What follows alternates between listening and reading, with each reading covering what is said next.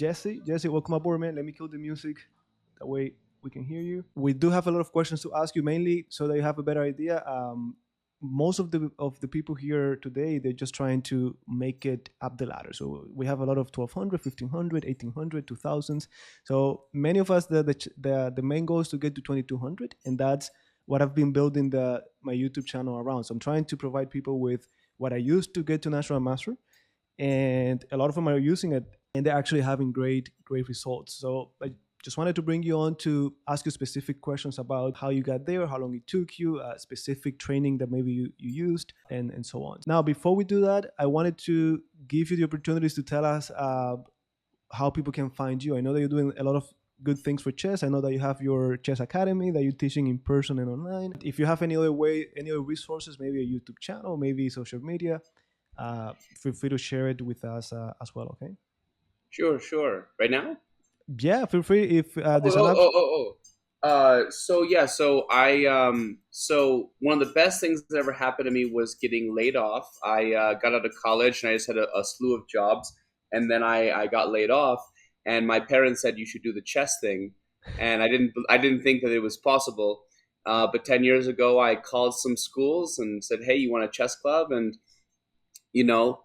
finished the year with like 6 schools and just kind of built it up since then. So yeah, it's been a dream come true over the last 10 years to just kind of teach kids chess in schools, have some state champions and just kind of Nice, build up man. tournaments, all that stuff. So it's a really good life, man. Yeah. And you should know as well, you've been doing the same Yes, thing. yes.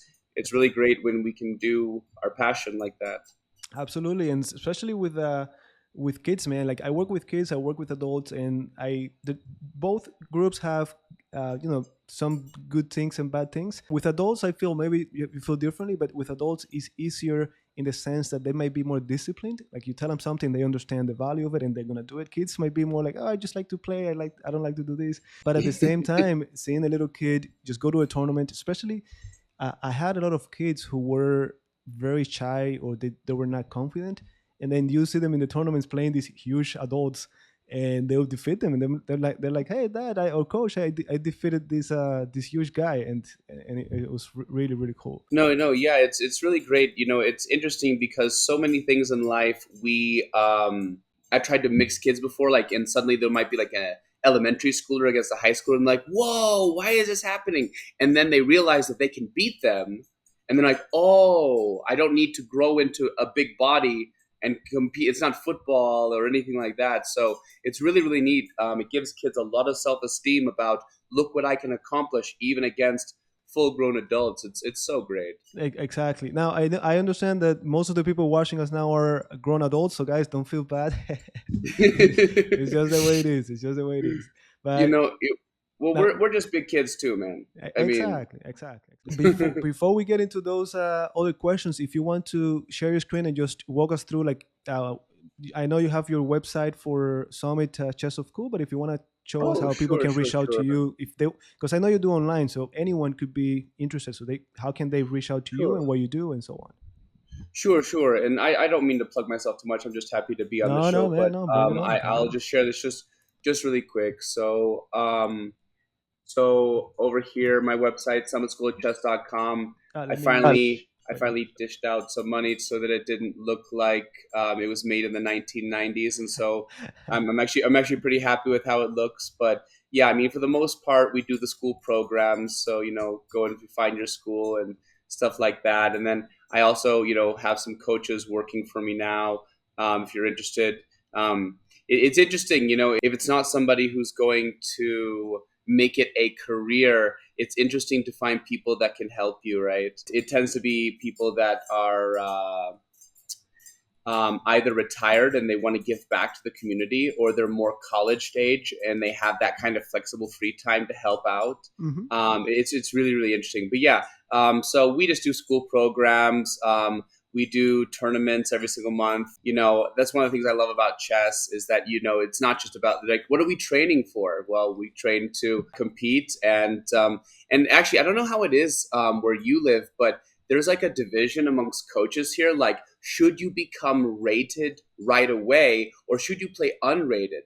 And there's people on both sides of the fence. I'm just like, get rated. It's not going to make a big difference, but I think it is going to encourage you to play more chess than if you're unrated. You No, know, no, you're right. There are two things I wanted to mention there. Number one, what you said about the coaches. When I first started, I did the same thing as you. So at some point, I was doing I decided to do chess lessons. I was finished college. I got a job in my field, but then I said, you know what? Let me continue with this chess thing to see if it works out, and it did work out. But then I had the challenge because I didn't have enough coaches to help me out, and the reason is that I knew a lot of chess players in Miami, especially a lot of people from Cuba like myself, who are even grandmasters. But a lot of them they didn't know English well to teach. But then I finally found a group of people who were grandmasters, international masters. They knew English, so I'm like perfect. But then these guys didn't know how to teach kids, to my surprise. And I'm like, and they were like, look, I'm a grandmaster. I know how to play well, but I cannot break it down to kids. Or people just didn't like it. I had one who told me, I only want to work with kids who are talented. Only special kids who are talented. I'm like, man, that's not the way it works. And then I ended up, just like you, finding most of the people who work with me. And I'm saying this because I know a lot of people. I had a lesson the other day with a private lesson. And it was with an adult, and he's like, you know what? I'm liking chess so much that I want to see if I can teach in my community, but I don't know if I'm good enough. And I told him, look, most of the people who started to work with me when I realized I didn't need grandmasters were college students, and these guys they just knew the basics of chess. I told them, look, come with me, shadow me for a while, you see how I teach. And the thing is that when you're teaching kids, at least in schools, you're gonna be 6 months a year teaching them the basics. How the pieces move, the basic checkmates, forks, pins, skewers. Of course, game from beginning to end. But it's not like you're gonna be teaching them advanced strategy or advanced openings. I just need someone to be able to make it interesting for kids and make it fun. So for those considering teaching chess, of course, you're not gonna start teaching someone to be a grandmaster, but you could take someone from beginner and easily bring them to 1200, 1500. And that's something that I see that you're doing, and it's very smart. And then the other thing about the rated or non-rated, when I was in Cuba, it was so hard to find rated tournaments. So I just really. Oh yeah, yeah, because I mean Cuba is a different story, but basically we don't have like in the US the USCF, right? We just have FIDE rated tournaments. And then whenever they did one, it was for a certain amount of people or players who had a certain ranking, and not for kids. And then if they had one for kid, it'll be like you're in Colorado, it'll be in Miami for you. So your parent had to take you to Miami, stay there. Like it was not feasible. So you only could get rating if you go to a national competition or something like that. So I Oh, played wow. when I trained. I played just for the sake of the game. I'll go to these local competitions, but not for rating, just to see if I could make it to the nationals. So that was my motivation, and just that I like the game. But here in Miami, yeah, all of the tournaments, local tournaments, they're rated. So I have kids who are 5'6". They go to the first tournament, they come out with a rating of probably 600, 700, and then they bring it up from there. So I think to answer your question, I think 100% do rated. It's gonna keep you more motivated. And at the end of the day, if you do rated or not, I always say your rating is going to follow your strength. So even if you go to the first tournament, you come out with 100 points of rating. If you keep training, you get stronger. It's going to go up with you. So all right, Mister. So let me then bring on the questions that I wanted to ask you. Sure. Many Of of these course. Of course. Of questions course. people submitted them. I don't know if you saw. I had the opportunity to talk to other experienced players and coaches as well. Yes. So I'm trying to, like I told you, trying to get the experience from you guys so that our viewers or friends of our community, they can say, you know what, this makes sense to me. I'm gonna take this from Jesse. I'm gonna take this from Bortnik. I'm gonna take this from Avitik and other people that are gonna come to the channel. So Sure. anyhow, first question is, at what age did you learn how to play chess, and how come that you learned? Who taught you? Why did you get into it? Sure, sure, sure. So my grandpa, funny enough, taught me when I was age 9. That's not surprising. When I talk to people, it seems like a lot of dads and grandpas teach you chess. But the funny thing is that my grandpa wasn't good at chess. He was actually a master at a different game that most people haven't heard of. It's called Bridge. It's kind Yeah, of yeah, this yeah. dying card game, but he was a master at that. But he taught me chess, and then I forgot about it. And then I would come home from school, my parents wouldn't be there, and I'd have some time to, if I got my work done, to play on the computer. And there was a website with games, and so I started playing chess, and so that's just kind of where it took off. And then for some reason, I found. I mean, I'll be honest with everyone. I wanted to be good at other things. I wanted to be good at sports. I wanted to be good at other, and I was just never the fastest or the strongest. Exactly. So I finally found something that I could do, and then so I started doing it a lot. My mom got me this old chess program, Chess Master 7000, which actually has. If you've seen the movie Searching for Bobby Fischer, Yeah, the yeah. boy Josh Waitzkin did grow up and he started putting out chess lessons. If you've never had a chance to listen to a Josh Waitzkin chess lesson, there's not many, but it's one of the most calming things you've ever heard in your life. It's weird, but hearing him describe his chess. So anyway, yeah, that's so I got into. Long answer is I learned at 9. But I got really serious at 12 when I started realizing I could be good at something. It gave me self-esteem, and then I really started trying hard at it. Very nice, man. You know, to me, it was quite similar in that part because I learned when I was 5, but I'd never nothing serious. Like someone told me how to play checkers, how to play chess, how to play cards, and I that's all I knew, just how the pieces moved and so on. But then when I was 12, actually, that's when I went to the chess academy. I didn't even know there was a chess academy, and then that's when I started to really read books and take lessons and so on. But it was also at the age of 12, which leads me to my next question. How long did it take you to become a natural master? So at 12, at 9 you learned, at 12 you actually said, you know what, I'm going to spend more time on chess. How long did it take you to become a natural master? Sure. So if I just take the time of serious chess playing, it took and training, it took me between 4 and 5 years total. I'm really, really proud of that, just because something that I see with parents a lot these days, and I can understand why, but lots of times the kids I'm teaching, they're involved in like 5 different activities. It's like karate on Monday, chess on Tuesday, violin on Wednesday, and that's an understatement. Usually they have like 3 activities a day. And my coach always told me, he's like, Jesse, you can be a master of some, or you can be a jack of all trades, which was his way of saying you can either focus on 1 or 2 things and be really, really, really good at it, or you can be trying to be good at lots of things and realistically you'll get kind of okay at it. And Exactly. so I didn't try to get good at anything else anymore. From that point onwards, all I cared about was chess. Exactly. Um, and I try to tell this to my students too, because I teach a lot of kids, and I'm like, don't look up to me when it comes to academics. I was the kid that once I learned about chess, I would pass my classes. I would get mostly B's and C's. I would get A's in classes I really liked, but I would be in class doing my homework so that when I got home, I could just do chess. I'd be drawing chess diagrams in my notebooks, like, ooh, maybe I could play this in the Rui Lopez or something like that. Um, That was your and thing. so That was your thing. and so it did take 4 to 5 years, which sounds like an incredible feat. But if that's the only thing that you focus on and you do it every single day for like 4 hours, and it's all you want to do is be the greatest chess player that you possibly can be. And you have these big high goals. Like, I mean, I used to tell myself, I'm going to be the next world champion. I'm going to be the next Bobby Fischer. And granted, did I ever get that good?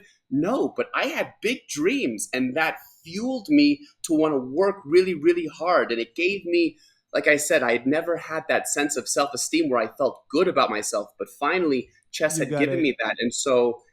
And actually, to be honest with you, it became a little dangerous later. Later in life, I had to realize that if I only have one thing in the entire world which makes me happy, then if that's not going good, I'm a wreck as a person. And so I had to learn to have other things that could make me feel good too. My friends, my family, other things I like to do as well. So it's Exactly. it's it's an interesting balance. It really is No, crazy. you know, hearing you talk, man, it's like it's the same thing that happened to me from for everything. Like for me, I started when I was 12. I trained for 4 years. That's what took me. But just like you said, before I went to that chess academy, like being in Cuba is as a child is way different than here in the U.S. Like just to give you an idea, like it's normal if you're in Cuba, you come from school at 4:20, you get home, mom, I'm here, you change clothes, you go back out to play. It's not like your mom has to be supervised. Now, we could be miles away from home playing soccer or just doing anything and nobody care. Like it's safe, right? So I used to play all of this from 5 to 12, just playing soccer, playing baseball, playing this, playing that. But when I finally went to the chess academy, I did started to take it more seriously, and I gave up on everything else. So my friends were like going to my house, hey, let's play baseball. I'm no, I have a chess tournament, a blitz tournament tomorrow on Saturday at the chess academy. Or no, I'm studying chess, and I was actually taking books home and reviewing it because I didn't have I had a coach from the chess academy, but I told in one of my videos that he didn't really want to work with me because I was already 12. So he was looking for young kids like 7, 5, 8, 9. So when I got there, I was 12. It's like, okay, I cannot tell you to leave, but just go to that table back there with this book. That's it. And he told Oh, me, he never told me right at the moment, but years later, when I was here in the US, I went to Cuba to visit, and he told me that. He was like, man, I remember when you first came in, you were too old for me to invest time. Because don't forget, this guy's being paid like $10, $10 a month to teach chess. And it doesn't matter if he teaches one kid or 20, he's gonna get the same thing. So it didn't make a difference to me. sure. But anyhow, I did give up on everything, like you said. I do remember getting home and just doing chess. I don't remember my homework if I did it in school or right before doing chess, but I would just go to my room, turn on the radio, listen to music, and just read chess. It could be a book or reviewing my openings, getting ready for the Saturday Blitz tournament. And then that was 2000, well, 2008. I was 16. 4 years of training. I came to the US, no more chess. But then when I played again for the first time in the US, quickly I became a national master. So I took you 5, 6.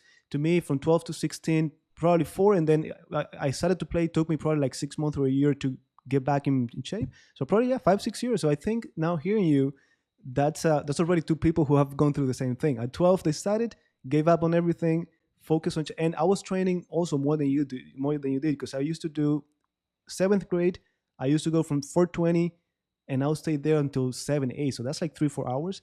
But then on the eighth grade, I was offered to go to a chess school that they have in Cuba, where it's for athletes. So the way it works, they have like a triangle. So you start, let's say you're 5, you go to your local academy and you say, I want to play chess. You don't have to even sign up. You just start playing. If the coach sees that you might have some capabilities, he's gonna be like, okay, let's train more seriously. And then from there, you go to an elementary school that is half academics, half your sport. It could be chess, it could be boxing, it could be baseball. And then you go to middle school. To me, I started at 12, so I went straight to that middle school where you do half academics. So you'll be from 7:30 to 12:30 doing math, history, Spanish, and then you go to lunch, come back, and from 1:30 to 5:30 you do your sport. It could be any sport.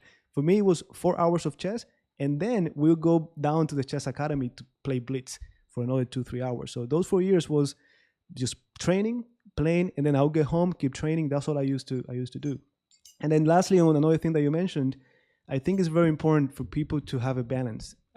If it's chess, whatever you do, guys, I think it's very important because, like you said, it's really bad when you're in a chess tournament and you've been there for a weekend and you get destroyed and you're like, this is really bad. What am I gonna do? But if you have a balance, it doesn't have to be your wife or family. It could be another sport. It could be another thing that distracts you. You could say, you know what, or a career, whatever it is. But it's good to have a balance in general in your life. Absolutely.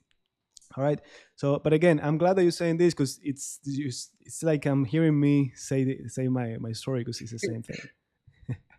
Now, quick question. As you moved up the ladder, the second question is, what was the toughest for you? Like, was it when you got started, or maybe to get to 1500, maybe to get to 1800, maybe to finally get to 2000 or 2200? Is there any bracket that you were like, "Yeah, man, this was really tough to get there, or was it all the same?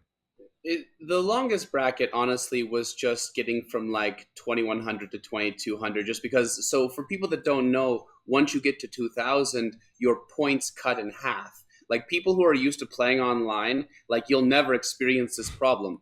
But, like, so I think it's in, at least in the United States Chess Federation, the most amount of points, at least before, I don't know if they've changed it, that you could win or lose in a game was 32 points. But once you get over 2000, it's only 16 points. So it makes it a very long grind. You True, have to just true. go to so many tournaments. And then also, because I live in Colorado, most of the top, like, we have a nice chess community, but we don't have a lot of active grandmasters, international masters, things like that. We're hoping to, we're growing. But the thing is that most of the top players are like 2200. And so you're you're not like before. If I was like a 1400 and I beat a 1700, I'd get a lot of points, all these good things. But if I'm a 2100 beating a 2170, I'll get a couple points. So again, it takes a long time. I'm not going to lie. I could have probably gotten my national master title in Colorado, but because the rating pool here is just so much smaller, I went to Las Vegas to do it. Exactly. I went to California, where they just have so many more higher rated players, so that I could get in those games. Otherwise, you kind of, and I think maybe that's what happened for you in Cuba, that you kind of had this small group, and then you said that you kind of you were able to play in a bigger arena, and then suddenly you got national master very quickly. I'm not sure, but definitely in Cuba, I was not playing rated tournaments. So I did it. It was there's no way for me to know. Like I had no rating because another thing that happened to me is that when I finally got to a national competition that was rated, um, I have a middle name. So they reported my name to FIDE with my middle name, and then I went to another tournament that was because you needed. I don't know if it changed, but back then you needed 9 rated games for FIDE to for you to come out with a rating. I think it's the So, same. so I think I went to a national competition. I played like probably 5 games or 6 rated. I needed another 3 or 4, so I went to another tournament. And this tournament, actually, a very good friend of mine from Cuba, he was already a FIDE master, and he was like, "Hey, I'm only gonna play if my friend comes over." So they let me play because I wasn't rated, and I got my final games. But then those final games, they reported it to FIDE without my middle name. So it's like they reported to different. So they never Oh I no. never made it. And then, but I was already playing probably at the 2000 level, and I got to the US, and like you said, I played like 10 tournaments in 6 months or something like that. It was just like the Grand Prix that they were doing here, and boom, it just skyrocketed. And I think I had the benefit that since I didn't have a rating, many of my opponents were underestimating me. They're like, "Oh, this guy is not even rated," and boom, and I surprised many people that were way higher rated, like many 23, 2400, and that gave me a lot of rating too. But yeah, yeah, absolutely, it makes sense. So you have to go to Vegas, so that's something for people to consider. If you're stuck where you are, guys, it's tough because you probably have to spend money to go to those places, but that's the way to go. And that's what all of these super GMs have done. A lot of these kids, their parents, like I think Magnus Carlsen's parents, they did that. Carlsen, I think I saw the documentary that his parents, they sold, I think they rented their house, they sold things, and they just went around the world for him to play tournaments, rated tournaments. All right, so quick question: training plan? Any specific technique or anything that you did specifically when you were training, or just playing tournaments, doing your tactics, you're doing your end game, middle game? What Sure, was that sure, like? sure. So the funny thing is that my coach never gave me homework. There's only one thing he ever gave me, and that was an opening packet. He said, "Here are the openings for our club. Memorize them." That was my only responsibility. Other than that, I had no homework. So I spent my time only doing three things, really. One, lots of tactics. Two, lots and lots of master games. Just pouring over master games, especially masters that play my openings. Okay, one of the things I love about chess is that I can steal. Like if you Exactly. write a great paper, I can't steal your paper and turn it in. That's plagiarism. But if you play the Pyrrhic, if you play the Ruy Lopez, and I see you do a really great idea, I can steal that from you and do it in my own game and have success. And I've won many, many games doing that. And then the Exactly. last thing is I played a lot of chess online. But it's funny. It's funny. Now that I'm a coach, I have developed a much more intensive training system for my own students. So, so when it comes to my students, they have to do every single day, like 15 minutes of tactics, 15 minutes of end games, 15 minutes of some drills, 15 minutes of find the right plan. They have to play a game. They have to review it. They have to use that review to update their opening book and find any critical positions from those games that they think are worth keeping and learning from in the future. And so it's really interesting how, like, in one sense, if you are so passionate and just so driven and you want to become a master, you don't need homework. You're going to be so interested in this game that you're going to find a way. But for people who, maybe don't have that fire to, there's one piece of the pie lacking, or whatever you want to say. No, I think having that, some people don't know. Honestly, some people, it's not that they lack. Like, I have people coming to me and they're like, you know what, I want to improve. But I don't know. I don't know what to do. I'm all over the place. I'm doing what this guy is telling me on his YouTube channel. I'm telling what this guy is telling me on his book. I'm doing what this guy is telling me on social media, and I don't seem to have a path that I can follow. And that's what I'm trying to do here on this YouTube channel. Like, I'm trying to tell people, look, if you follow this in order and you do it consistently, then you're gonna get there. But many people look. Many people don't even know how to read a chess book, and it's not because they're not smart. It's just that no one has told them. You have someone has to show you how.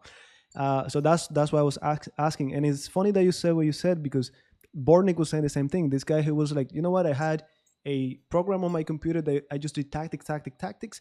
I had another database with master games, and I was telling him, yeah, I used to do that a lot in Cuba, where they'll give us a package printed with just the latest games that were being played in tournaments, and then we just go through them, just review the games.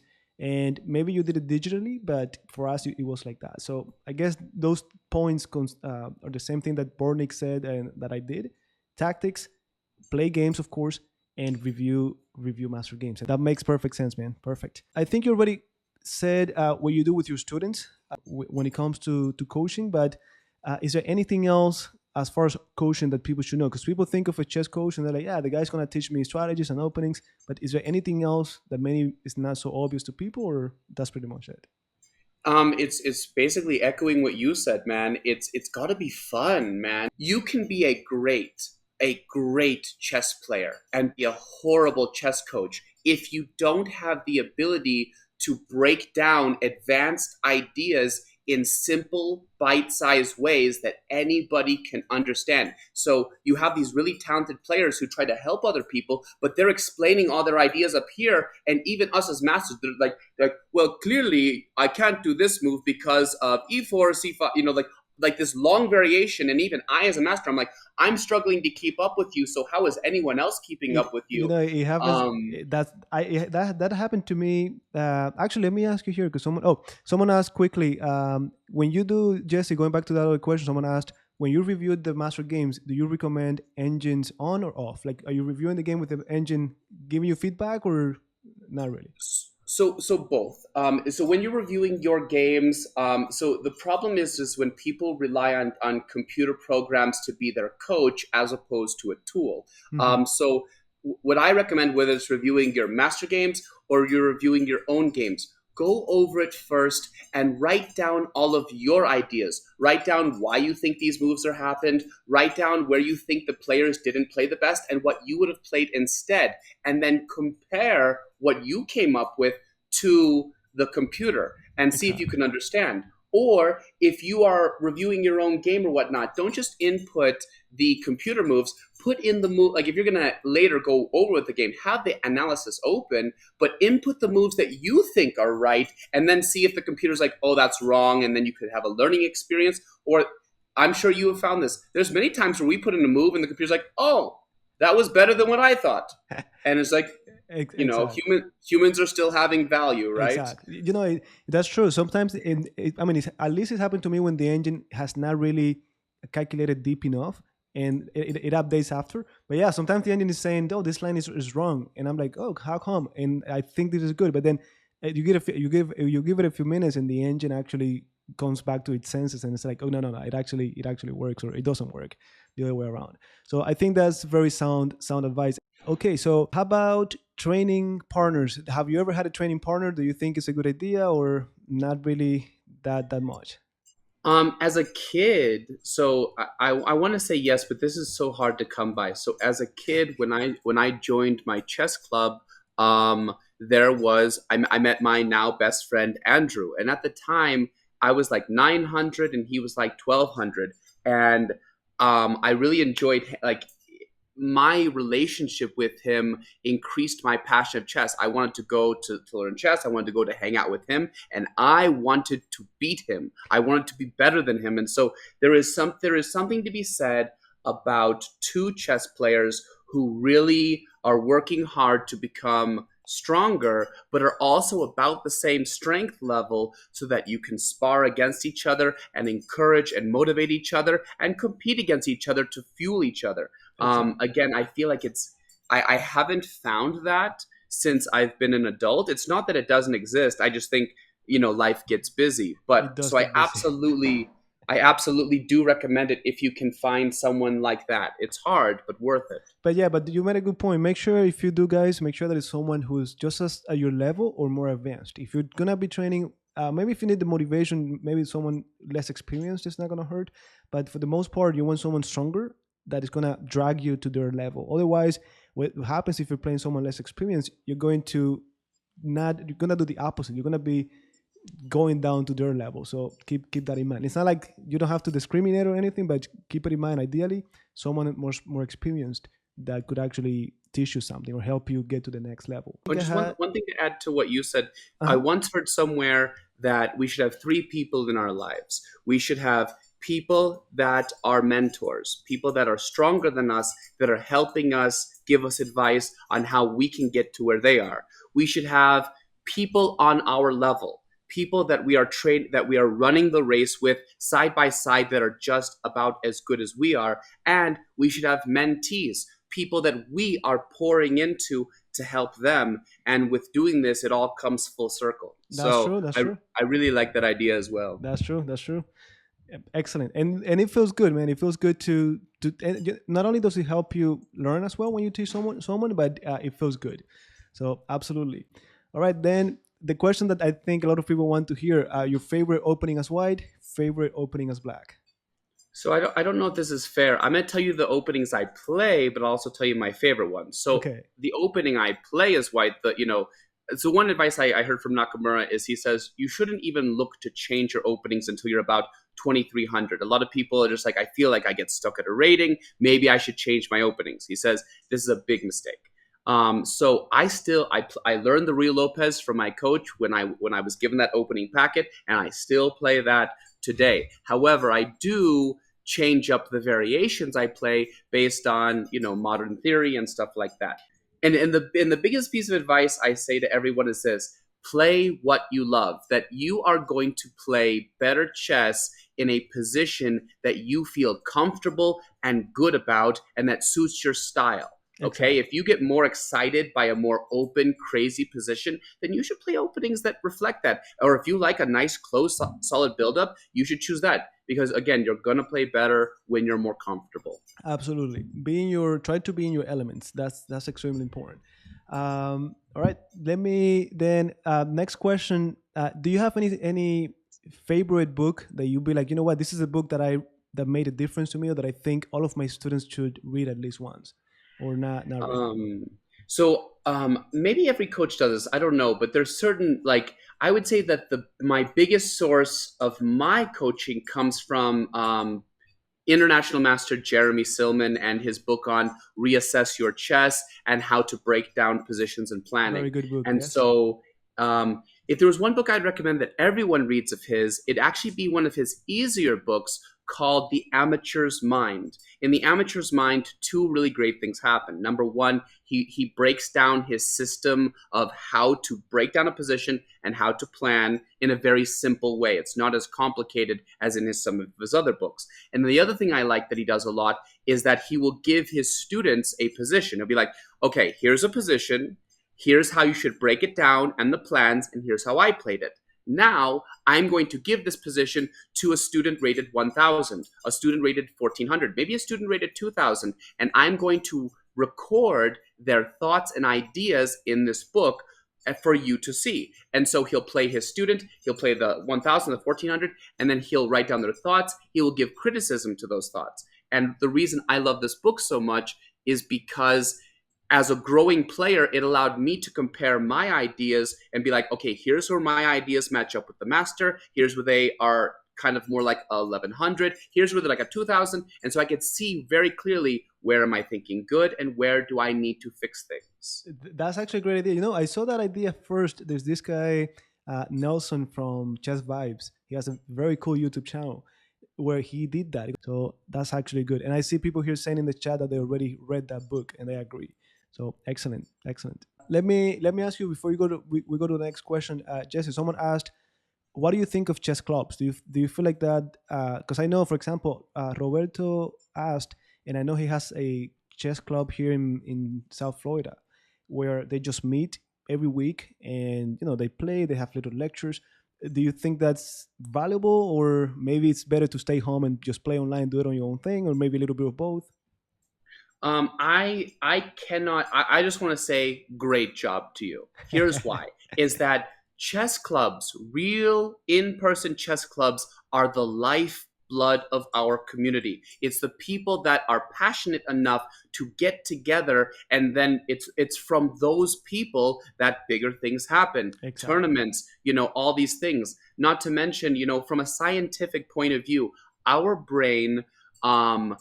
Processes information differently on a 2D plane as it does on a 3D plane. So a lot of times I think players become confused why they're training on a 2D computer screen, flat computer screen all day long. Then they go to a tournament and then they're having trouble To adjust. calculating and thinking as good. And it's like, well, because your brain is not used to looking at 3D environment. And True. so for no other reason. And so for so many reasons, for building the community, for improving your spatial awareness when it comes to your chess thinking, I say there should be more chess clubs, more participation. You are a leader in your community. If you feel the motivation to make it even bigger, and start expanding what you guys do, maybe bring chess programs into schools or try to run tournaments, don't let that fire stay just with you. Try to grow it and watch amazing things happen. That's true, man. And also, I think it's huge what he's doing too, because these things take time, man. So people, it's not like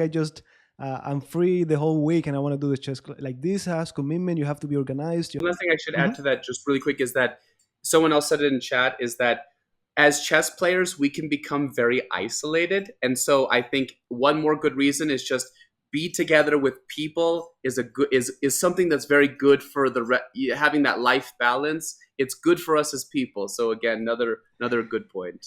Absolutely.